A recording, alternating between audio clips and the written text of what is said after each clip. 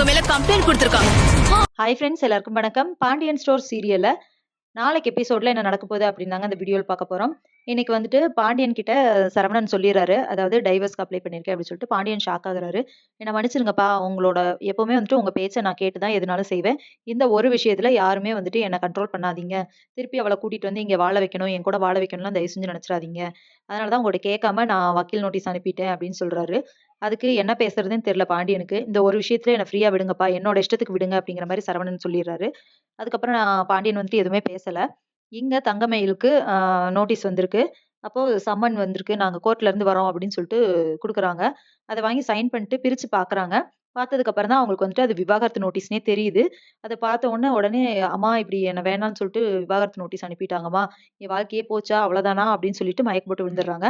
அதுக்கப்புறமா அவங்க அம்மா தண்ணி எல்லாம் தெளிச்சு எழுப்பி உட்கார வச்சுட்டு, அப்படியெல்லாம் உன்ன விடமாட்டேன். பொறுமையா இரு. நாங்க பார்த்துக்குறோம் அப்படின்னு சொல்லிட்டு அவங்க அம்மாவும், அப்பாவும் வந்துட்டு போலீஸ் ஸ்டேஷன் போறாங்க. அங்க போயிட்டு அழுதுட்டே போறாங்க. ஐயோ! என் பொண்ணு வாழ்க்கையே போச்சு போச்சுன்னு சொல்லிட்டு. அப்ப என்னம்மா பிரச்சனை அப்படின்னு சொல்லி கேட்கும்போது, உள்ள போய் கம்ப்ளைண்ட் பண்ணுங்கன்னு சொல்றாங்க. அப்போ அவங்க கிட்ட எல்லா விஷயத்தையும் சொல்றாங்க. என் பொண்ண வந்து கல்யாணம் பண்ணி குடுத்தோம்.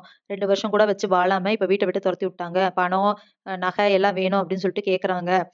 இப்ப வந்து என் வீட்ல தான் இருக்கா. அது மட்டும் இல்லாம இப்ப டைவர்ஸ் நோட்டீஸ் அனுப்பிட்டாங்க. என் பொண்ணு வாழ வேண்டான்னு சொல்லிட்டு அப்படின்னு சொல்றாங்க. அப்ப நீங்க வந்து வெளிய ரைட்டர் கிட்ட போய் இத வந்து கம்ப்ளைண்ட்டா குடுங்க அப்படின்னு சொல்றாங்க. சரி அப்படின்னு சொல்லிட்டு இவங்களும் கம்ப்ளைண்ட் குடுக்குறாங்க ரைட்டர் கிட்ட. அப்ப யார் யாரெல்லாம் அவங்கள கொடுமைப்படுத்துனாங்கன்னு சொல்லிட்டு பேர் சொல்லுங்க அப்படின்னு சொல்லும்போது, எல்லாத்து பேரையும் சொல்லிர்றாங்க. உங்க ஃபேமிலில இருக்கிற எல்லாத்தையுமே சரவணன், அப்புறமா அவங்க அப்பா பாண்டியன், அவங்க குழலி இருக்காங்க இல்லையா? அவங்க, அரசி, அப்புறமா செந்திலு, கதிரு, ராஜி, கோமதி எல்லாத்தையுமே சொல்லிர்றாங்க. அதாவது அந்த ஃபேமிலியே சொல்லிர்றாங்க. மீனாவ தவிர மித்த எல்லாத்து பேரையும் சொல்லிர்றாங்களா? அப்போ இவங்க வந்துட்டு ஓகே நாங்க கம்ப்ளைண்ட் எடுத்துக்கிறோம் அப்படின்னு சொல்லிடுறாங்க. அப்ப அவங்க அம்மா வந்துட்டு ஆக்ஷன் கண்டிப்பா எடுப்பீங்களான்னு சொல்றேன் கேட்கறாங்க. கண்டிப்பா எடுப்போம் அப்படின்னு சொல்லிட்டு அந்த இன்ஸ்பெக்டர் சொல்றாங்க.